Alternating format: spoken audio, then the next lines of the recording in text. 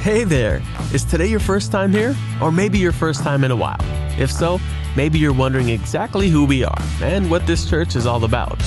Well, we'd like you to know that we're a group of ordinary people who are on an amazing journey together, following Christ. Our guide is the Bible because it's the divinely inspired Word of God, and it will never take us in the wrong direction. Along the way, we hope you'll see that we are welcoming and spiritually passionate, and that getting to know you is a big deal to us. We know that the road is rough sometimes, but we'll work really hard to bring you practical and relevant messages to equip and encourage you through life's ups and downs. We want you to know that we care about this community, and we believe that it's our job to make it a better place. So no matter who you are or where you've been, we're glad you're here with us today, and we hope that you'll join us on our journey, following Christ and living out His plan for us. So welcome to church, and Merry Christmas.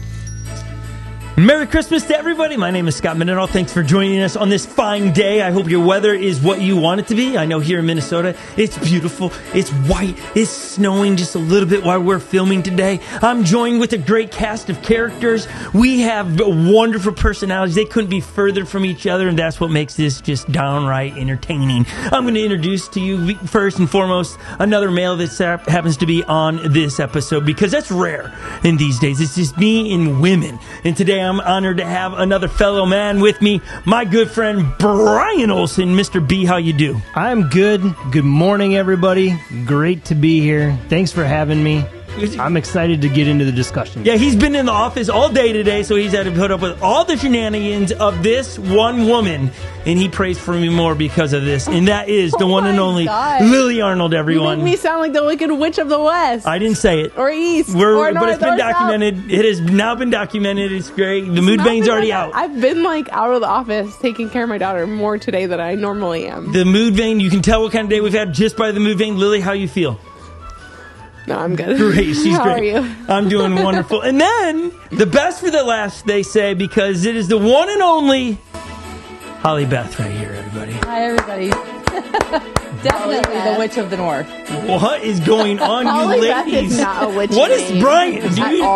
Brian's looking Holly around. Beth is could do no wrong. Brian. I'm just confused, what witch is from where? Yeah, and why are we starting a church service with calling you and referring to? I didn't call you guys. No, Whoa! I said it. Whoa! No, I did not call you guys anything. You're acting like I'm just this evil lady that I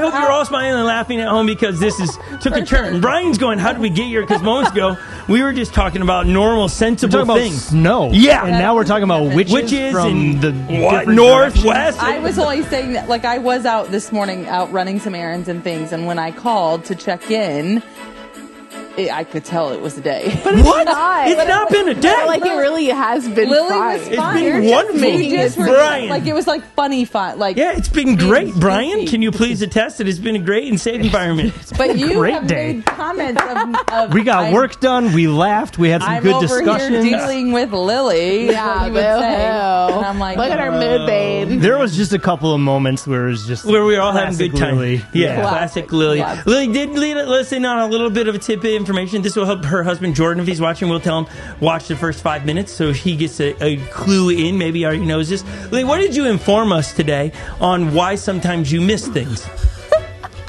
I haven't even heard this yet. No, it's nothing crazy. No, it's not, but go ahead and just share. We were waiting. I am laughing about how absurd earlier's discussion was, but I said it because what'd you say? They need. I give so much elsewhere that I'm depleted for other extra room. I don't know of things to catch, to learn, to understand what she should be doing. It's because silly. her head goes somewhere else, and so it's just me reasoning. I don't really know why. But then she is on some tangent, asking questions about something that has nothing to do with what she's actually trying to do. That happens. It happens. However, wait, are you going to say that to moms? That's what it felt like. I was going to say, happens. I have known Lily since she was 16 years old. 15. Yes, it's normal behavior. It is. Yeah. It is. You said it. We're here for it. Okay. That's okay. We're here for it, though. I would give you a... No, not that. No, that's the sound I give you. Oh. Okay, boy. When Lily is in her moment of like Bounce back, Lily. doing. Bounce back. Okay. Bounce back. I hope everyone's doing well. I do want to apologize to everyone for last week's debacle, Yeah, sorry, where guys. we had technical problems. And when those things happen, we're not in the office. We are not even close to be able to fix those. Some collision of technology with YouTube in the way our video was. Didn't know it. We apologize. We love you. It breaks my heart. I know that's like us locking a physical door to a church you couldn't attend at 8 o'clock.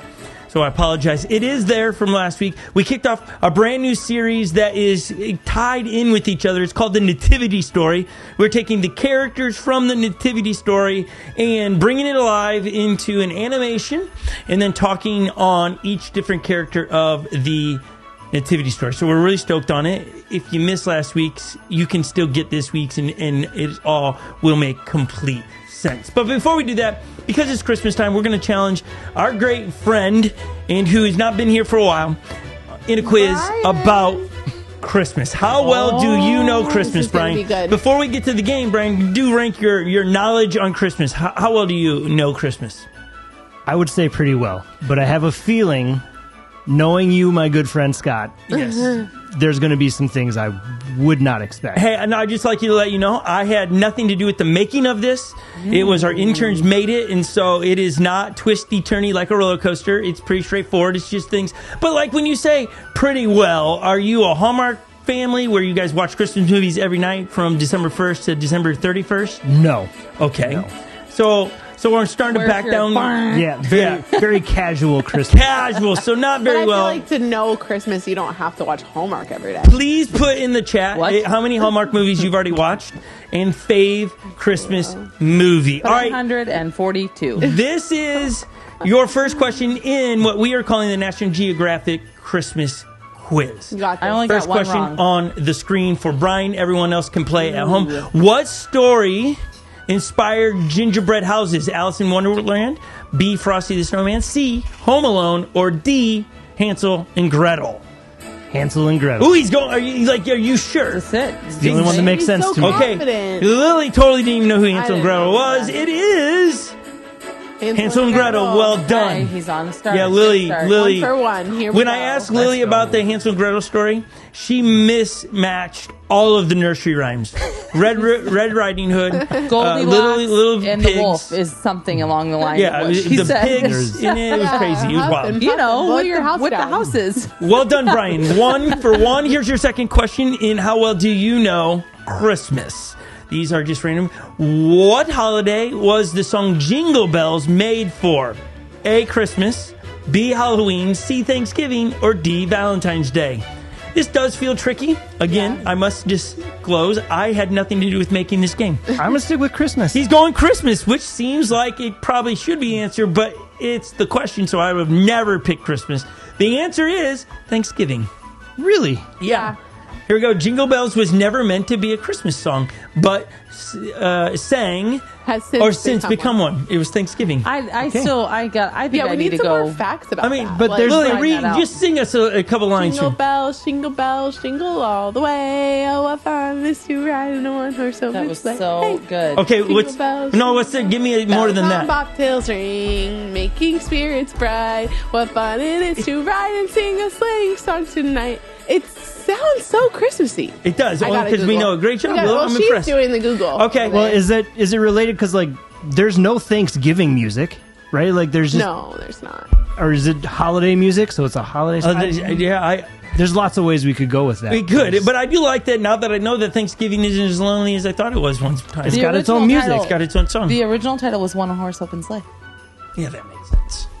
It probably still is that. We just call it Jingle Bells 1857. because My problem with that is the Thanksgiving song, though. At least in Minnesota, like, there's not enough snow for sleighing typically I I at agree. Thanksgiving That's time. why. right. But Minnesota, we did have a white Thanksgiving this year, and so who knows? Maybe global warming is a thing, but maybe it's not. Who knows? Okay, last question, Brian. You're 2 for 2 right now. Okay, let's see. if Last you can question. Pick a good Yep, one. Here we go. Your last question is this. What's the original origin of the mistletoe? As a symbol of peace and war. B, putting in the gift for the person you like. C, to hang where people take off their shoes so it won't stank. Or D, Hallmark movies? What are you saying? Why do you laugh? Because I say stank? Stank. Yeah, no, it's just funny how the interns make these quizzes. Yeah, stank. But stank is also great because it's a point to what Christmas character? Oh, no. The Grinch. The Grinch. Oh. Stink, stank, stunk. Oh, there you go. I should know that. I do love the Grinch. Yeah, you are a I Grinch. do. I'm not. Okay. Brian, I'm going to go with peace in wartime. Peace in wartime. Wow, this guy's batting 100% here, everybody. That was the last one. That was he it. got 100. He did it. No, I Oh. missed Jingle Bells. Thanksgiving. Oh, Jingle Bells. Oh, It's a sorry. Thanksgiving Sorry. You're batting 70. Giving credit where credit is not due. good. Yeah. This girl. I had to be honest. Yeah, thank you, because some Don't worry, people I'll are not help you honest. with that too. I guess I should do this now. I'm pointing at Lily's right here, but she's below me. Yeah. This girl right here. Okay. Yeah. What's next? Okay, you know what we should just Let's get have that be into? our thumbnail. Yeah. Everybody point. Point at your person.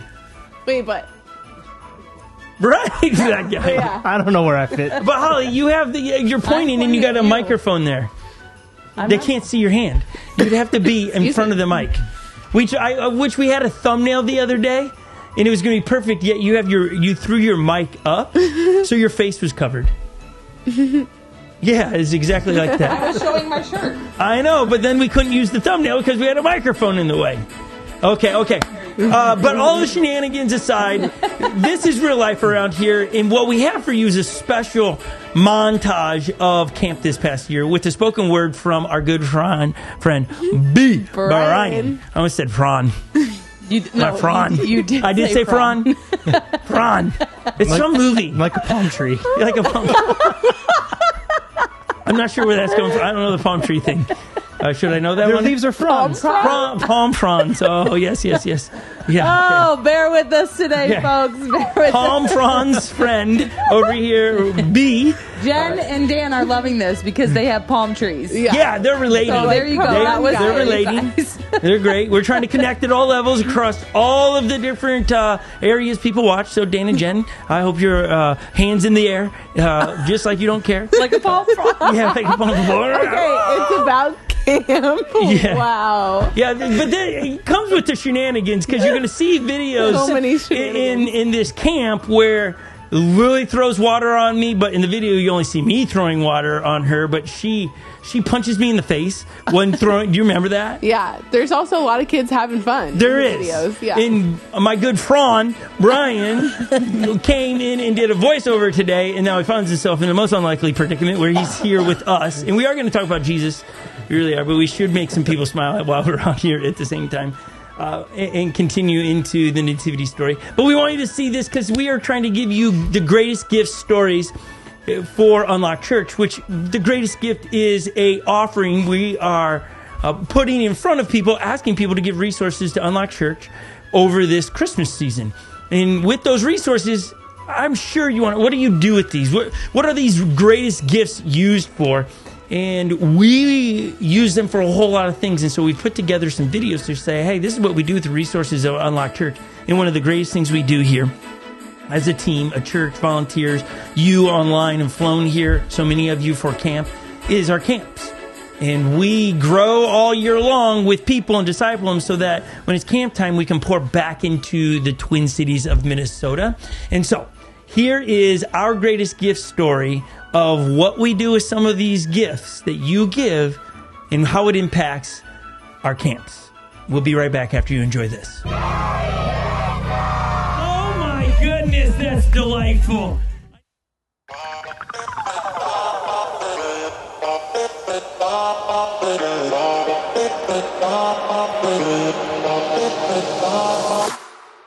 Unlock Summer Camp. It's more than a place to drop your kids off.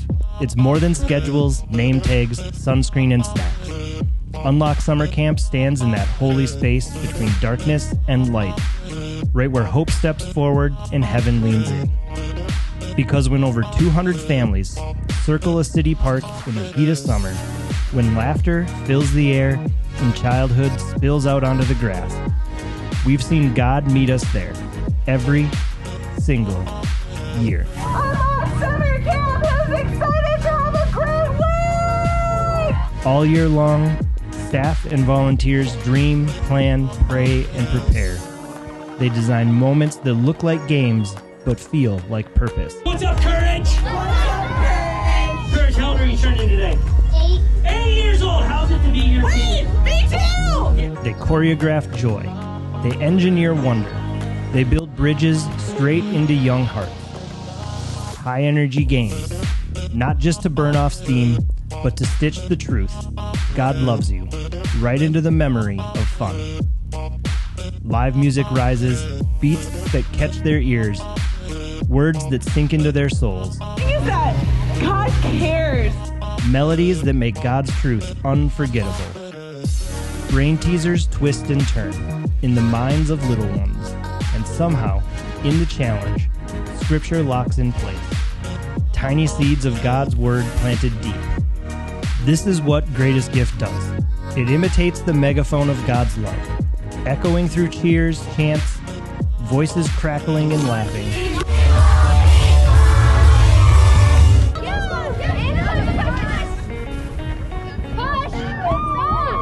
As kids fight for their team to win, but we see something bigger.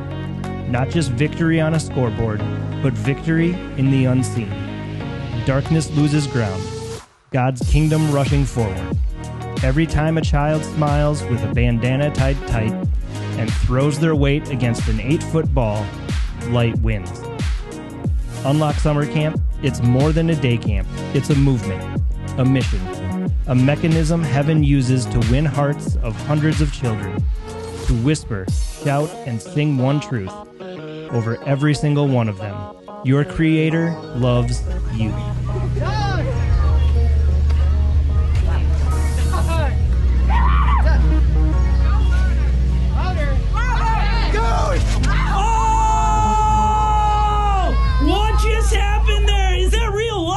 Oh my goodness. Woo! We love Yes. summer camp around fun. here. It's So like, good. take me back. I love winter, I love snow, but take us back right to there. What a great camp. That's all the footage Lily even said, or Holly did, watching it with all of you. Love that was all from one summer camp. Yeah, this year. This past summer. And so your generosity throughout the year, you giving your tithes and offering to Unlock Church in your offerings, help give resources to that. Like it's apples to apples here. It's just, we know that. And so when we're putting together the greatest gift, we use the greatest gifts to do ministry. We've said this before. It's always worth mentioning. Unlock Church carries no debt. We carry no funding for rental of an office space. 100% of the resources that come into Unlock Church go to do ministry. And so when you give to Unlock Church, it is a great investment into the kingdom of heaven. And so I thank everyone every week for doing such. And would you pray through what your greatest gift might look like here at Unlock Church this year? You can give next Sunday on the 14th. That's going to be an offer. You can give now. We have next week, somebody has already said, hey, we're going to give X amount of resources if matched in another one-time gift. So we're excited to bring that next week. God answered the first one where someone said, hey, 6,000, and someone matched it. So God's already up to something inside the greatest gift. How do you give here at Unlock Church? Sexually in a digital capacity? You have plenty of options. First and easiest is to text the number 77977 to the word unlock. If you see the hand on your screen, you'll see that little prompt in the phone. That prompt comes back to you. Click it and walk through, and you'll pick the greatest gift. If you're doing your tithes and offerings, to general, okay? It's super simple. If you are a person that likes to have a check that's directly sent every month, we know several of you do that here in the online community, that it comes out. You can get our snail mail address right off of our website, unlockchurch.com/connect, and there would be our mailing address, and you can send a check that way. If you want to make sure it gets counted into the greatest gift, just put in the memo greatest gift, and we'll count it into the greatest gift offering. And so there's a whole bunch more we could talk about that. Again, I want to watch that video one more time. So good. Brian was on the music. You saw him playing the guitar. Lily was very pregnant, headbanging. Why were you headbanging? Why not? Okay, fair. Was it rock and roll day? Yeah, it was rock Might and have roll been. day, yeah. Might have been. And did anybody see the palm fronds? Yeah. The palm fronds made it. Yep, it's a theme today, everybody. Holly said it. That was her first time seeing the video, and she's did- like, palm fronds. Yeah, we did Christmas themed in June, which is Correct. just always So really fun. Yeah, fun. maybe some people are like, why all Why did it the... say Merry Christmas? Why Merry Christmas? It was Christmas. Then we do red, white, and roll. blue. We do rock and roll. Yeah, we, it's fun. we always change the themes There's a every theme year. every day. Every one of those games in the curriculum is created 100% from Unlock Church. And then one of the special things this year, and it's been sitting on the desk ever since, is we gave over 200 of these Bibles away, which has Amazing. been amazing. Amazing. Just to hear the stories of kids going home and reading with their friends and feeling like it's a comic book, and kids this year taking to school. That's your church, getting the Bible into the hands of people that go back into the city at different churches, we hope, but we're being able to spread the gospel. And we're going to talk about like that today, because we're talking about God as the good shepherd in part of the Christmas story. So we'll get to more of that a little bit later. Let me ask this big question. Popular song 3-4 years ago. Because Brian is leading us in worship this Sunday on Reckless Love, I thought it'd be a fun one to just bring up, what is God's love reckless? Big pause there. People at home and online, you can tell us what your thoughts are. We've had this conversation for years, so no one's... Holly, would you say yes, God's name, that God's love is I need reckless? to, Yes or no? Wow, there was a pause. I think from our perspective, yes. Ooh. Okay. We feel it is. Okay. I like that. But he's not. Okay. That's fair. Brian, who sings the song so well, what's your thoughts? My thought is that God is not reckless. Okay. That's it. Because, Just no, I'll try to digest it all the way. But hey, as we've adjusted your chair, you got to bring the mic down because we see a lot of the mic. Bring it down, not down up. this Yeah, way. there we That go. looks, yeah. A little bit See your whole face. towards Lily. Oh, and now I broke it. That's That's good. even Great. Even better. It is. You guys can't see it at home. It's held on by a good. Oh, zip tie. zip tie. Yep. Oh, that's great. Yeah. Brian Is it really gonna fall? Likes it when it's like this. Yeah. So tilt up the arm. There we go. There you go.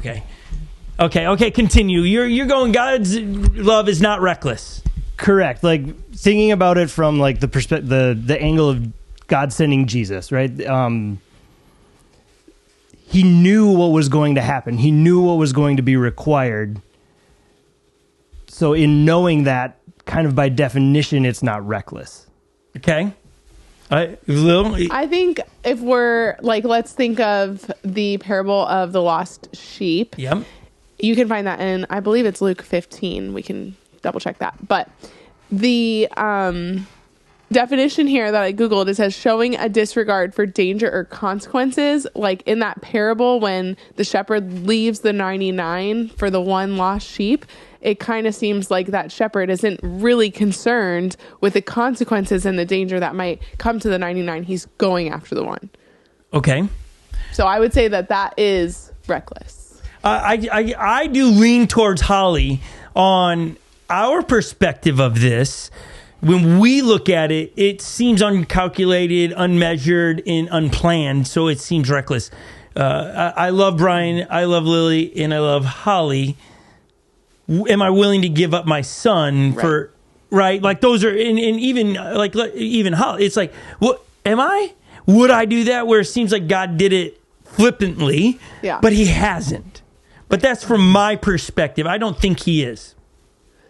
But I think when I look at it from my eyes, it seems like it is. It's funny. I actually read the story today where Abraham is being asked by God to sacrifice his son.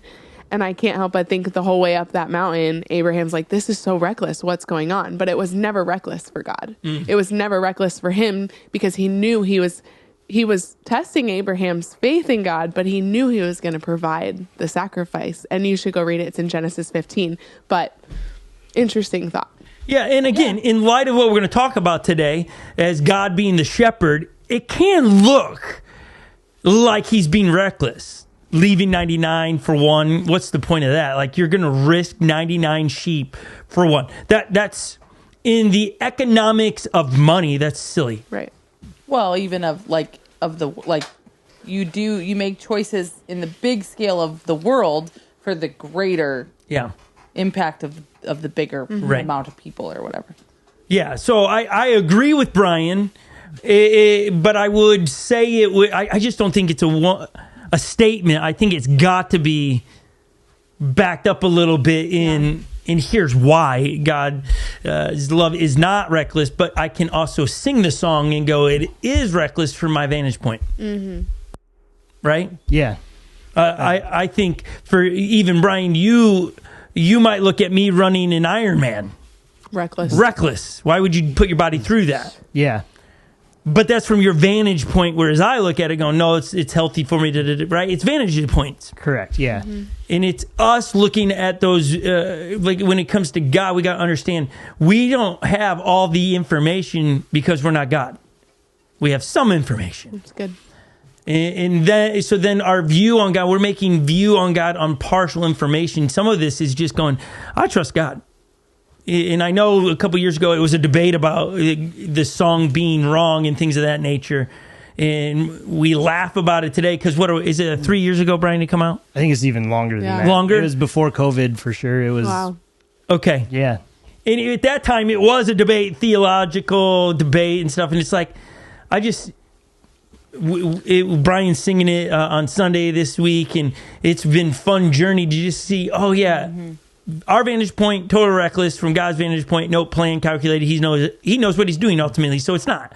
Go ahead. Go how? I was just thinking, like it was Luke 15 that you were saying with the parable of the sheep, and like that's even referenced in the song. Mm-hmm. And I think it's part of our vantage point of why we might say it's reckless is you take this parable of the sheep. The sheep is the one that got stuck. The sheep is the one wherever turned wrong, did whatever. We often make a wrong turn, and he's still willing to go in harm's way, to help. And so maybe we're thinking of it, if we were to go in harm's way to help somebody else or rescue somebody else, we would say that's reckless. Yeah. And so that's how it comes. But I think it's in this song. I love this song going from the perspective of, thank God he's willing to be reckless to come after me. Right. Because I put myself in some dumb places, Yeah. Yeah, I mean, we are called sheep. Yeah. Right, for a reason, right? Because we are stupid, which is a great segue into our video that gets us started in today's topic. Before we do that, we have an outline that you can follow along. If you are an outline person, you can print this thing off. It's not coming in focus, but it's there. Look at that. There it is. Those are your fill in the blanks. Seemed like magic. You can keep up with me and see if I'm going to fill them all in for you. But it's a great way to take notes and things. So you can go to unlockchurch.com/the nativity story and download this stuff and a weekly devotion. Mm-hmm. You can go and have a weekly devotion with your family, yourself, your husband, your wife, your grandparents, everybody, right? It's going to be beautiful. So we got a lot of resources baked into our Christmas series. So take advantage of those things. Lily did a wonderful job of getting that on the website for you to be able to fill out and follow along. We hope you enjoy that. You got to take some time to get those things to print them off and follow along. But here is week 2 of the nativity story. So you're understanding what you're about to watch. It is a animation of porcelain nativity story characters, okay? So it's meant to make you smile. It's meant to gather your kids and watch a 3-minute video that should make you smile, and then we're going to teach right out of that, okay? So enjoy this, and we'll be right back. Hey, babe, did you lock the back door? I think so. Oh, typical. Okay, everyone, let's stay quiet. We finally got our little Jesus to sleep. What in the frankincense was that? I sense darkness. Legions of other realms. Or it's just Eli. That dumb sheep wanders off all the time. I'll be back. Who is that? Whoever it is, it doesn't sound like a sheep. Eli! Eli! Come on back, buddy. And you better not be chewing on the garland, because I am not cleaning that up again. Joseph, whatever that is, it's going to wake up the baby. Do something, please. Can't we just have one normal night? Hey! Merry Christmas, everybody. Shelf elf? Not again. I'm sick of this guy. Every year he shows up bouncing off the walls like Christmas is his show. It's like he thinks the nativity is just the background set. Yesterday, he was hanging from the chandelier. Joseph, please just handle this before Jesus wakes up. I'll have a talk with him. Maybe try leading with, oh, I don't know. You're disturbing the Son of God? Up we go. Come on out. We have the chip bag surrounded. Eli, you know you're not supposed to have seed oils. Look at me. I'm on top of the world, baby. No, you're not. You're on sacred ground, Shelf Elf. Relax, Joe. I'm keeping Christmas fun. Unlike you, Mr. Serious Pants. Oh, sorry. I forgot. You don't wear pants. One more sound out of you, and you'll be making your last move back to the attic. Huh? What? I love you too, Eli. You know I'd go to the ends of the earth for you, little guy. Joseph, are you going to contend with this elf? Yeah, I will. You're welcome to stay, Shelf Elf. Huh? Just keep it down a bit for the baby. You got it, Joe. We can sleep all the rest of the year in the attic, but this month, we get to remind everyone that Jesus has come to gather his flock, even the loud ones. Like me. And carry them close to his heart. So, anybody want to lend me a hand? Got to figure out how to get down from here. I hope you're enjoying the nativity story animation. Like, we're all chuckling at different spots. I got to ask, who of us has a nativity scene set up in their home? Lily does. Brian does. We do not. We do not. Like, if you were gifted one, would you? We've been gifted over the years. They break. Yeah. Especially when you have like, children. yeah. They start grabbing them as if they're toys, and then their heads roll. You got like a Fisher Price one? Oh, yeah. Plastic. Look, so Jeannie's throw that across the room. Yeah. It would be better now with the ages of the children, but yeah, because you get the porcelain version of the same set, and it has broken. Oh wow! Yeah, she's not salty about it at all. Yeah. No, not at all. And again, if you're tuning in and you didn't watch last week, and you're like, oh, but it's not biblical. The wise men, they weren't at the birth of Christ. Yeah, we get that. It's just we understand. Stay that. with us. Yeah, just enjoy it. We're not no heresy here. We just put a smile on your face. But today we're talking about the shepherds, but not the shepherds that heard the story, but Jesus, who is the great shepherd. Okay, or the good shepherd. You'll read through scripture all over the place. And we've already talked about the scriptures that even we're going to talk about today, and how Jesus is the good shepherd.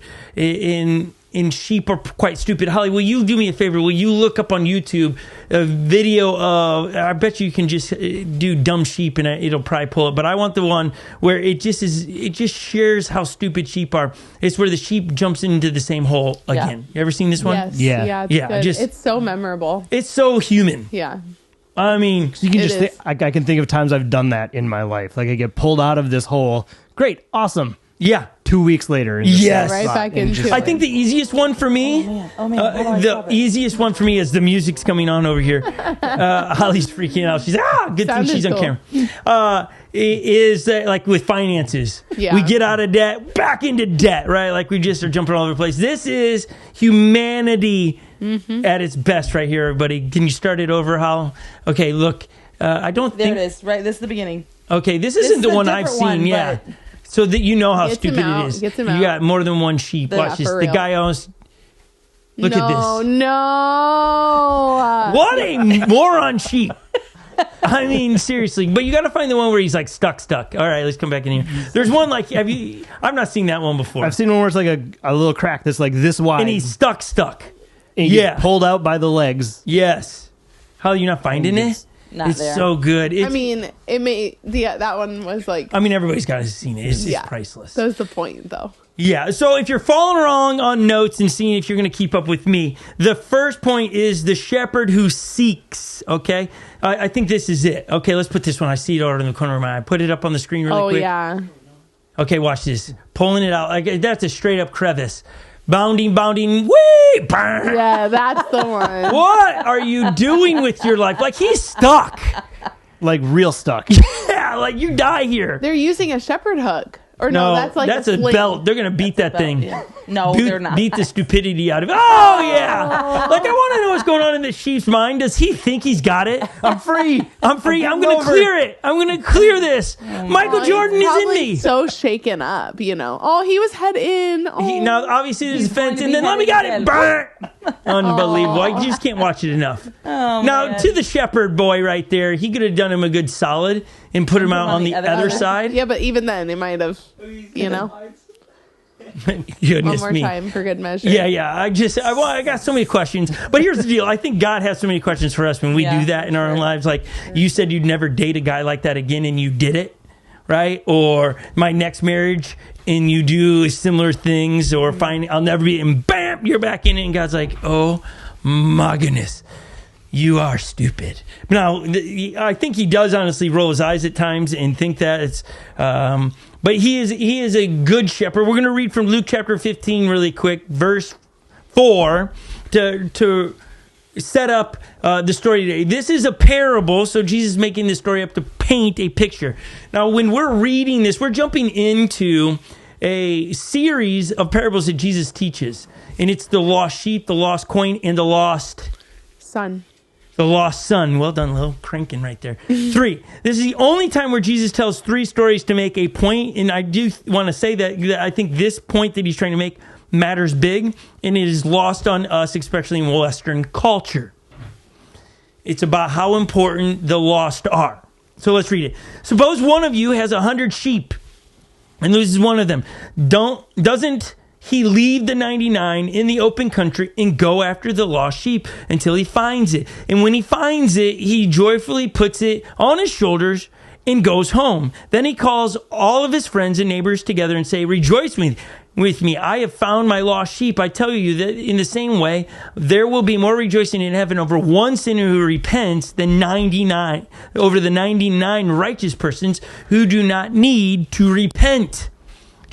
The imagery here of heaven rejoicing over the one, that's been our motto as a church. If one kid at camp gives their life to Christ, and we're fortunate that, I think we had over 50 kids this year give their life to Christ at camp. That's wild when you get to be a part of that. But it's all about one. We would do camp for one family. We do church service for one. We're not about having a mega church online. If we have thousands that watch our videos, wonderful. It's about the ones that watch it and being faithful. That's why I'm saying last week my heart was broken for all of you when we had technology problems. That's not what I want to be for those that call this home. That breaks my heart as a pastor. I know our elders were just like, how do we prevent that from happening? I don't know. I'm not a web designer, but it breaks my heart because we want to serve the one. I love this parable, but I think it's lost on all of us. I think especially grown up in the church, I've heard it so many times, and you forget that you were once the one. I think that's the problem when we read this, that Lily was once the one, Scott, myself was once the one, Brian was once the one, Holly was once the one, and we look across our family tables at Thanksgiving and Christmas and go, not that one. Mm-hmm. Or the person that drives you bonkers. I think it's great that they use the elf on the shelf, or the shelf elf, in there. Someone that irritates you. The loud one. Right, it's not for them. Yeah. We don't even share the gospel with them because they annoy us.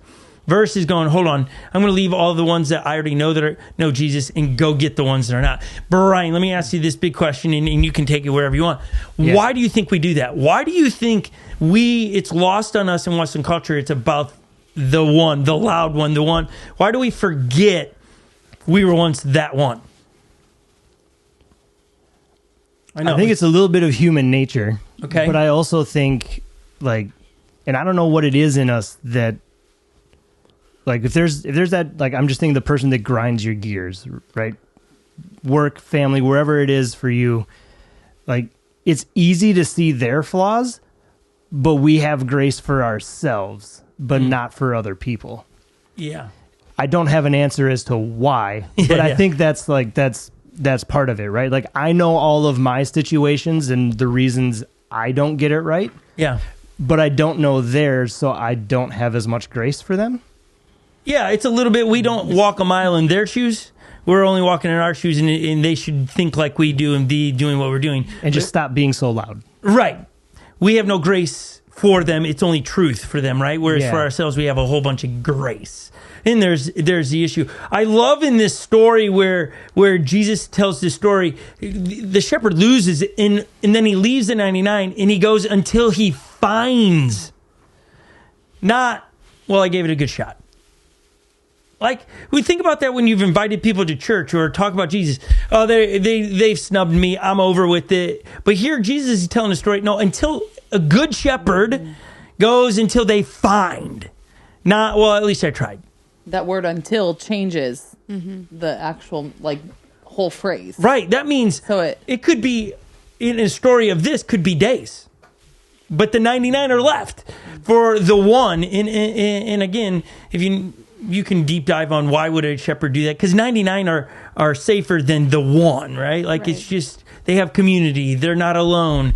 And so and then I love the picture that and when he finds him, he joyfully puts him on his shoulders and goes home. He doesn't beat the sheep. We don't read that here. He doesn't take out the shepherd hook and wallop them, right? It's, let me carry you home. You've had a rough time.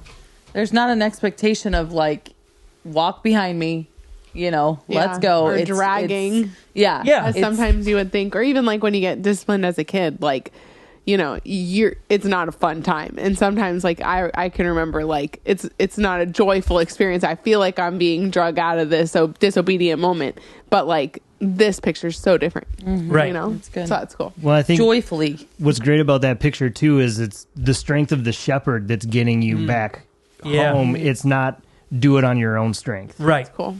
It's not, I put a leash on you and drug you. I think somebody said that. Yeah. I love that imagery of him. And you see it all over the place. Even in the video we saw, the shepherd put him over his shoulders, close to his heart. That imagery of my heart is close to the lost. And Carrie, I got you. I'll bring you home. I'll bring you back into a relationship with me. I wrote it like this in my notes. God loves each individual so much that he seeks out each one and rejoices when he finds her or him. Jesus associated with sinners because he wanted to bring the lost sheep, people, you and me, back to hope and into the kingdom of God. He that's how much he loves the lost. Can that be said of you and I? If you call yourself a Christ follower, somebody that is a Christian, you were once lost, you are now found. We don't often see ourselves in the parable here. We don't see ourselves as we were once that. But Jesus is like, I'm leaving the 99 to go for the one. Can that be said of you, that you'll go after the unchurched? That's why we love camp. Because it's our outreach. There are tons of people that it's shocking in Minnesota, in the United States, to bump into kids like, I've never heard of Jesus. But that's where we are. There are kids that go, I've never heard of Jesus. And that's why this year we're getting Bibles out to kids. We'll probably make that a staple of camps from now on, to make sure we're getting Bibles to kids, because we are now in a post-Christian nation. Can I interrupt that? Yeah. I think I love that you're saying let's make that a staple for Unlock Summer Camp. But where we are today, you might hear that and go, yeah, that's awesome. Let's keep doing that. If you're on the fence about greatest gifts, and you agree with us, you're cheering us on to do the Bibles at every camp, then give to Grace Gift, because that is what allows us to commit to making it a staple yearly. Right. And that's where I love that we're doing Greatest Gift stories, because it kind of ties it all into place and how you can play a role. So many people can't come to Unlock Summer Camp. One, if you're online and you watch from afar, you can't come unless you get a plane ticket and commit for a whole week. And Which you should. But a lot of people can't come because they have a day job. And so it's just cool. You can sow seeds in Unlock Summer Camp now. You can think about these Bibles that are going to be given to these kids and pray over those Bibles while you give to Greatest Gift. And so I'm just trying to help keep those connections be made, because that's why it's important to give today and right now in the season. Yeah. Great point, Lily. I wrote also in my notes that God saw you and me when we were lost, and he still is seeking those that are lost. And that should be what our heart is doing as well. Again, why is a church that could take resources of camp and put them elsewhere, saying our number one budgeted item is going to be outreach? We're always going to reach out and invite and strive to reach the lost, because that's what God did. He sent Jesus to reach the lost, to be with sinners. So we need to be doing the same thing. We don't need to be like the sinners. We want to go get the sinners and bring them back. There are so many more things that strike me in there. But the second thing is that God is the shepherd who lifts, if you're following the notes. And why would I say that? Because we go to Isaiah chapter 40, and I love how scriptures tie this all in and gives us these pictures. Isaiah, a prophet of the Old Testament, Isaiah chapter 40, verse 11 says this: He tends his flock like a shepherd. He gathers the lambs in his arms and carries them close to his heart. His gentle leading those that have young. What a picture. Again, it's the picture we already mentioned of the sheep over the shoulders, that he gathers the lambs in his arms and carries them close. He's looking for people that would call him master, king. And maybe you're hearing that for the first time. You're like, oh, he's the good shepherd. I didn't know he was searching for me. And this is his way of searching you out. You're sitting there going, oh, like, Brian, do you remember, I don't remember all of your story, like when you became a Christ follower, but do you remember where you were? And I love, is it Amazing Grace, once lost, now found? Lost, now found. Yeah, right? I love the imagery in Amazing Grace. But how old were you? Do you remember what it was like to be lost and then found? I was 17. Okay. When I accepted Jesus. Hold on, 17. Yeah. You were how old, Lil? How old was I? Yeah. 14. 14. Holly? Very young, like 5. Just born into it, okay? Just perfect from day one. Holly Beth. Yeah, Holly Beth. And then I would have been in 7th grade, which probably put me around 13 years old or so. And so, Brian, I'd say that as 17 years, you were lost. Yeah. It took you 17 years. Yes. Right? That's not to shame you. It's just we all have a journey, and it takes everybody a length of time to hear that calling, come follow me. Yeah. Okay. So 17, where were you? What was it like? For me, it took a tragedy for God to get my attention. It was in the springtime, and I had been going to youth group with some of my friends at a church that was way on the other side of town, and we were going there because one of my friends' dad was a pastor at that church. And he was like 41, 42 years old. And he passed away unexpectedly. Just suddenly, just like blood clot into his heart. Nothing anyone could do. And in searching answers out for that, I couldn't find anything that brought me any sort of peace. Wow. Besides trusting God. That's so cool. Trusting that there was a plan, that there was good on the other side of it. Because all I could feel was just hopelessness. Yeah. And I again, not that you would think that this was set up. I was like, Brian, I'm going to ask you, and you say these things to lead us in. This is just a conversation around here. But the verse we just read, I'm going to read it again. And I think so many times we read the Bible and we just try to get to the big point, and we don't pay attention to all the words. He tends his flock like a shepherd, talking about Jesus. He gathers the lambs in his arms. The lambs are the most helpless, vulnerable creatures inside the stupid, okay? Sheep, right? It's in the most vulnerable spot, and Brian's story is at one of his most vulnerable spots of, I can't explain this, what's going on. And here you have a picture of what Brian was going through, and God's like, I got you, my little lamb, and picks up Brian, come home. And Brian said, yeah, now here's the picture you got, is that God doesn't just force you to hop on his shoulders. He's like, do you want to follow me? Can I be your shepherd? When we say, yeah, then he picks you up and puts you on his shoulder. It's this imagery of what Jesus is going to be like. He's going to go seek the lost. And when he finds them, they are the little vulnerable lambs. It didn't say he gathers his sheep, his lambs, the most vulnerable, and carries them close to his heart. How much he loves them and gently leads those. It's just, the imagery is just wild. I love it that Jesus carries us. This is great imagery with the lamb at our worst. Hurting because of a loss, can't explain that. A broken relationship, I'm not winning, failure upon failure, lack of intimacy. And Jesus comes and says, hey, in your season of weakness, I'll carry you. And what I love this isn't just when you're lost, it's when you follow him and you are saying, help. This isn't just reserved for the lost, it's for everyone that is in his flock. And we all have stories where he picks you up and says, I got you. And that should be encouraging for you at home, is that the shepherd, the good shepherd that we are following, he picks you up. He lifts you up, right? The shepherd who lifts. He's the shepherd that seeks, the shepherd that lifts, picks us up, and then he's the shepherd who unites. John 10:14. Anytime I see John 10, where do you automatically go to, Lil? John 10:10. Why? Where do we most likely have that verse go? Where do we most likely? Where do we teach it the most?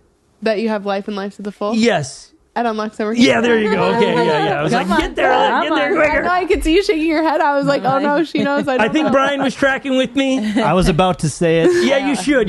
Sometimes people want a lifeline. Yeah, it's Unlock Summer Camp. We do love that. Because it's such a powerful verse. So then I saw John 10, and I was like, oh, we're going to quote John 10:10, and it's after the verse. Okay, so we got John 10:10, but then John 10:14 says, I am the good shepherd, Jesus says. I know my sheep, and my sheep know me. Just as the Father knows me, and I know the Father, and I lay down my life for the sheep. I have other sheep that are not of this sheep pen. I must bring them also. They too will listen to my voice, and they shall be one flock and one shepherd. Now, what is he saying here? I'm going to give Holly a crack at this. What is Jesus speaking to here? And you can't say, your typical response is, oh boy. What? Your typical is like you start with oh boy. I was trying to follow along, but I was in a different version, so it's hard to do that. Would you like me to give it to Lily so you can reread it? No, you got this. No. My first initial thought is that it's for everybody. Okay. Jesus is for not just a select. It is for everybody, and everybody can know his. Now voice. Imagine his audience. Who do you think he's teaching to? Yes, actually, this jumped out at me as you were reading. I think he's probably speaking to a lot of Jews. Yeah. And what's cool is this jumped out at me just now as you're reading, so I'm kind of on fire. That's what Scripture does. So you guys got to keep reading this stuff.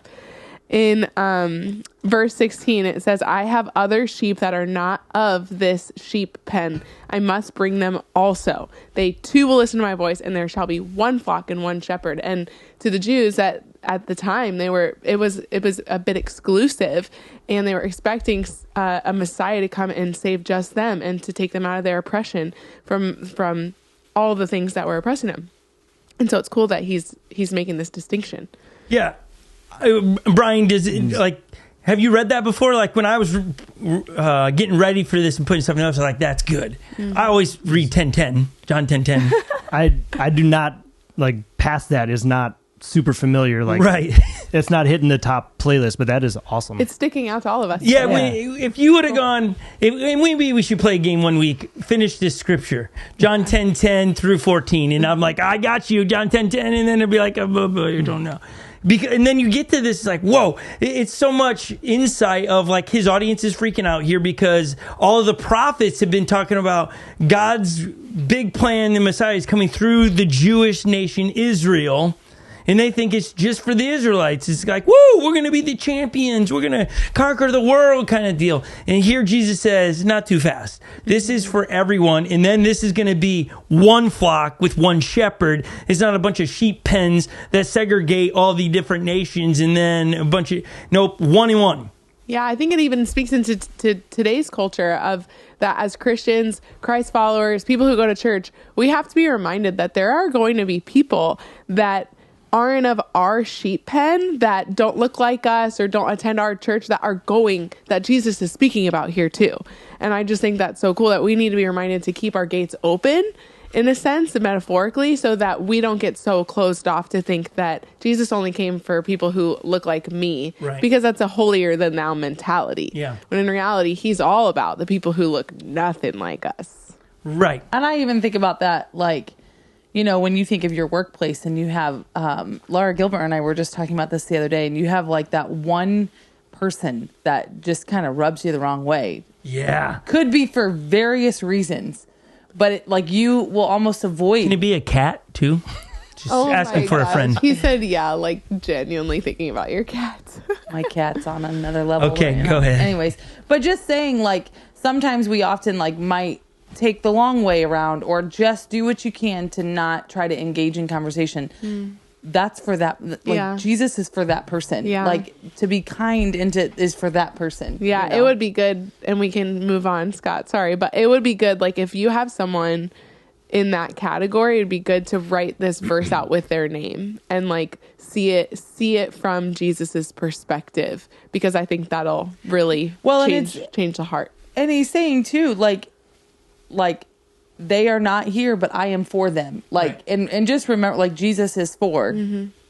Yeah, I think everybody's nailing this one when I read it as well. I think it's easy. Oh, it's going to be greater than the Jewish nation. Got it.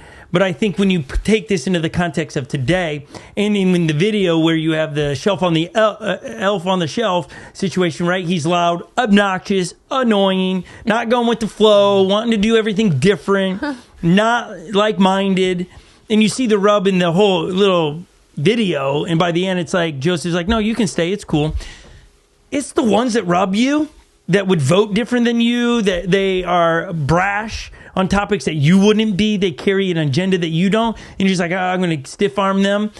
Those are the people you got to be praying for. And those are the people you should be befriending. Now, you should always be physically and emotionally healthy in relationships. So this isn't put yourself in harm's way and become some verbal punching bag. But this is, you got to fix you on some of this stuff. If you're like, oh, God, Jesus does not want that person. I would not want that person to be at my church. They would rub me wrong. It's you then. Yeah. It is you. You have a problem. You have a different version of the Good Shepherd than what we're reading here, and you've got to change. And you've lost the idea it's about the one. Even the ones that rub you the wrong way. And you might be related to them. Right now, you might be married to them, and you got to fix it. You have got to fix you.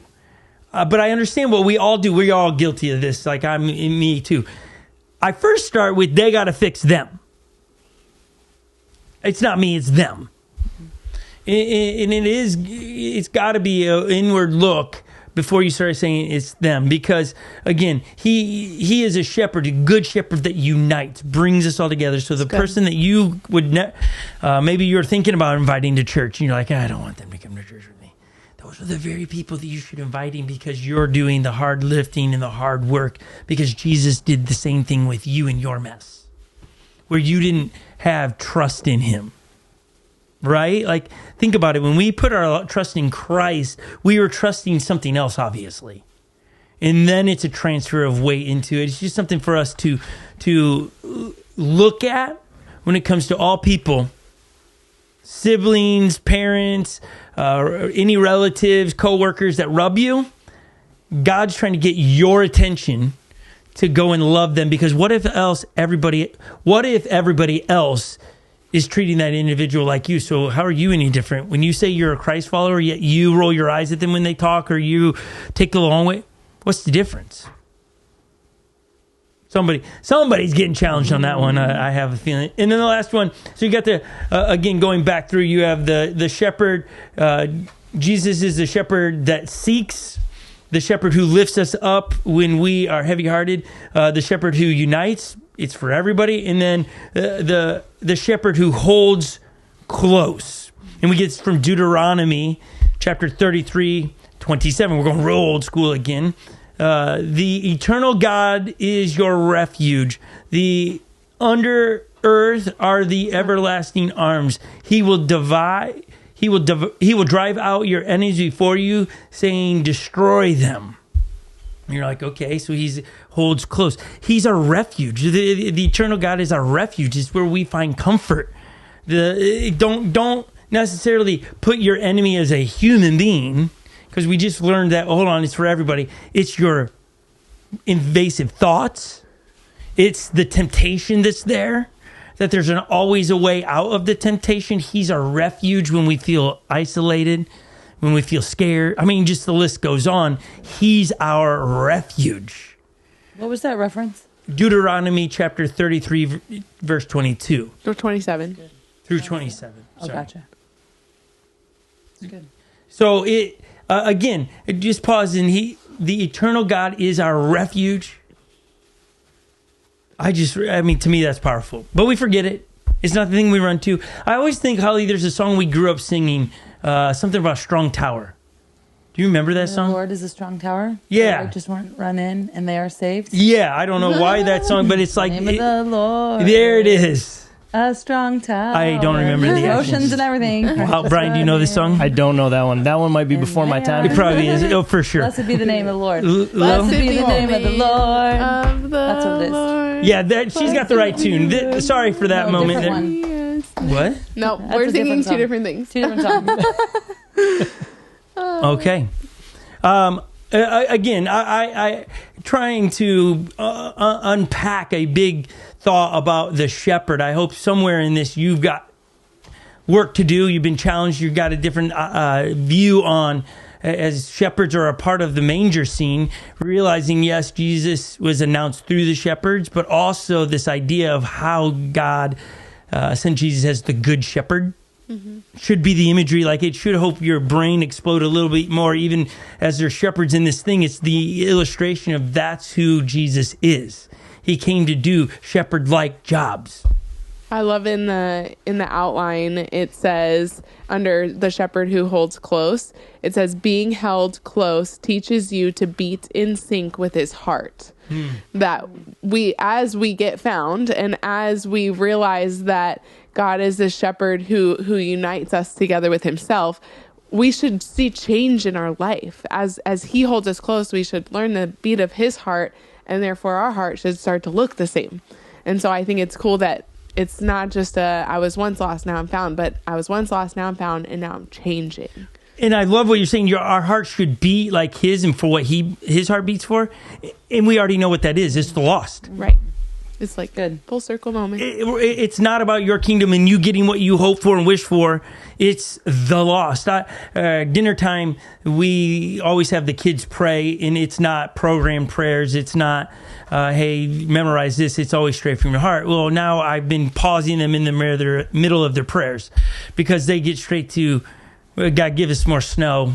May the ice freeze. And it's like, hey, pause. Let's start how good God is first. Let's give a little credit to God, how big he is. And so I'm like, okay, do that. And so they do that. And then they go, I pray for. And I'm like, what does I pray for? What does that mean? Because we tend to do that. I pray for snow. I'm like, why don't you just say I ask? And be trying to teach them how to connect with God, our shepherd, and to communicate how great he is as the good shepherd that sought you out. And some of you have been here long enough that you came because I bought a one-wheel one day. And God used that for us to launch a YouTube channel, that launched a church YouTube channel that ultimately got you to find Jesus, and your life's been changed forever. That's God's way, the good shepherd, of doing what he does, which is some of the most unlikely things to reach the one. And you're the one, Brian's the one, Lily's the one, Holly's the one, our kids are the one, and he's the good shepherd. And the way we pray would give indication of what kind of shepherd we view him to be. And our heart should beat for the one that doesn't know him yet. And if it doesn't, that's on you. You got to pray your way through that. God, break my heart for the lost. I remember going on a missions trip in Atlanta, Georgia in 1996, and it was the Olympics. And just praying, God, break my heart for those that don't know you. Break my heart in a way that whenever I see somebody and they tell me they don't know you, my heart goes out to them because I know what it's like to be hopeless. I know what it's like to be feeling like a misfit and so much more. May I never forget what it's like to be lost. And that's my prayer for all of you that call yourself Christians. Don't forget what it was like when you didn't know Jesus. Because if you never forget, it'll break your heart when you meet somebody that doesn't know him, and you will, by love, you will leave the 99 and go after him. You'll become all things to all of them to reach as many for Christ. You're not going to tell them they're a rule breaker or they're a misfit. You're going to go, there is a God that loved you, sent his son Jesus to die for you. I love this. The shepherd became a sheep so we sheep could come home. That's what we're trying to tell people. The shepherd became a sheep so the sheep could come home. And we're going to leave it there. We'll let you just ponder on that one for a second there, you know? Like, you just chew on that a little bit. When you look at a manger scene, the good shepherd, the shepherd became a sheep so that the sheep could come home. This is beautiful imagery, everybody. We close your eyes and pray with me really quick. God, make this so in everyone's life where we would have this idea of what kind of shepherd you are, one that lifts up, one that seeks, in the other ones I can't remember, that we would walk away from here just knowing that you pursued us. May we pursue people. May our heart break for the things that break your heart. As we look at the manger scenes and the nativity scenes over the next few weeks of Christmas season. For those that are coming in, they need to be picked up, lifted up because of their life circumstances. We ask that they feel comforted because you're the great comforter. Those that need direction, may they sense your direction in life and making those decisions in the new year. Those that are frustrated with a relative, a brother, a sister, a boss, may they have peace in the circumstances and understand that individual is a lost sheep or one of your sheep and they matter to you. May we have the same eyes to see them how you do. Yeah. Jesus, we are grateful to come together as a team to communicate this thought to everybody who'll make it so in their hearts. In your name, amen. Amen. Amen. That's good. Brian, thanks for being with us today. Glad to be here. You are a rock star. I loved having you. It was great. Good to have another dude. It was, yeah. Whew. I like it. Glad I can help you out, Scott. Thank you, Brian. Yeah, you're a good man. Your stock is rising. Holly wearing what feels like a Dallas Cowboys shirt, but it's not. It's a Viking one. No, you just got some cool stars. It does. Sparkle. Yeah. Got it for my birthday. She's a young pup. It's great. What? She's a young pup. Your birthday. You weren't getting older. You're young. How are you not following me with me? We both were like, what? Yeah, like how does that feel weird? You're like, you're getting old. You're getting old. Well, here I am. Old is the goal, but you know guys. what? Here's the deal. It's like I like that I do that, and then when I come in with this like genuine compliment, you're like cut off guard. You noticed it. If all I did is complimented how... Do you feel complimented? If I just compliment you all the time, it'd be like a resounding gong. She's like, oh, here it is again. But now you feel it. You'll not forget it. Called you young today. I'm getting you towels for Christmas. Yeah, that already happened once. It did. It was. Ollie would love getting towels. It was like it was a very like they get used every day. Wow. Thanks. It was. Shoot, I guess it was I have to 2 years my in. Gift for Jordan. Yeah. Take them back. Holly said her saving grace was that gift. she put Punk Rock Princess on one and Garage Band King on that another. Is cool. And it was great. You did love that, didn't you? I like the saying. I used to call her my Punk Rock Princess all the time. But on towels, ask us where the towels are now. They were used. They're rags. They've become one-wheel towels. Yeah, they're rags, okay? They weren't for a lot of years. They were hung. They were untouchable. There's a lot more to the story, guys. There is? But that's the only story I know about it. Spray lavender on the sheet. Lavender. Oh, yeah, lavender. Get that out of here. I don't want to feel like I'm laying in flowers. Holly Beth. Okay. Hi, Beth. Thanks for joining us today. But what we're going to do is we're going to let this one end with a great video that we played years ago of Jacob and Melanie up north in Minnesota, where we went and asked them what is one of their greatest Christmas tradition. And they are oftentimes in the chat with us. And so we're going to let you go today with watching this video. It'll probably feel like a Hallmark video because that's the way it was shot. So enjoy this video as we get to jump into the life of Jacob and Melanie.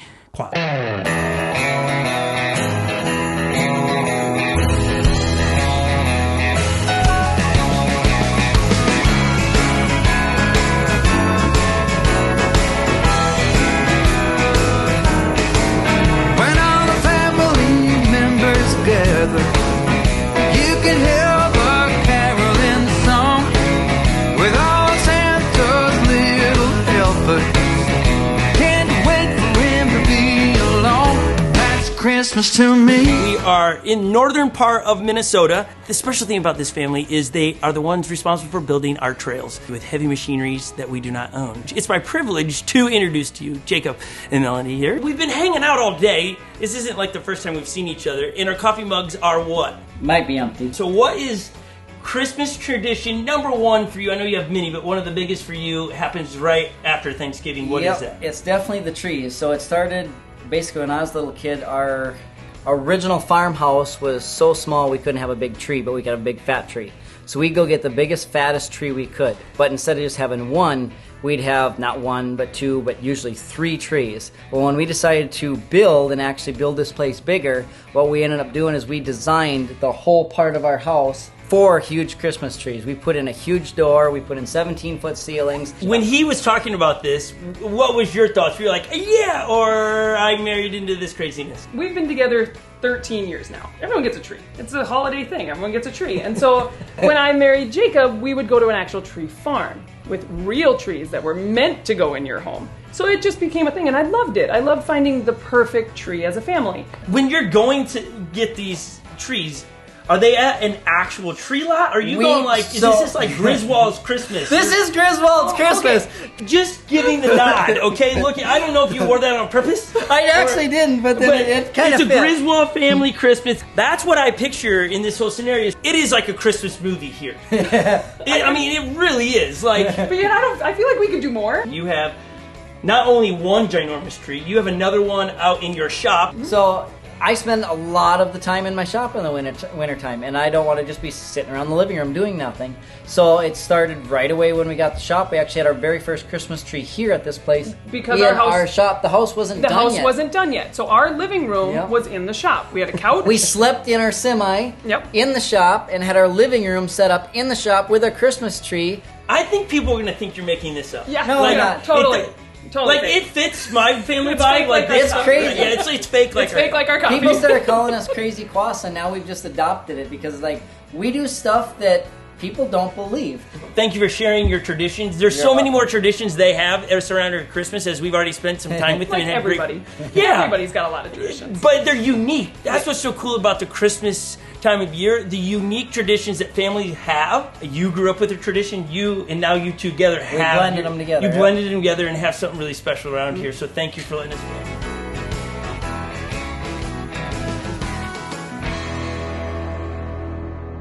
We've come up here to just hang with Jacob and his family, and he is presenting us with some mystery gift. Explain to us again what we're supposed to... It's a surprise within a surprise, so you got to put it under your tree, and it'll be a whole family ordeal when you open it, but I would allow yourself a few hours for everybody, because it's going to take some time.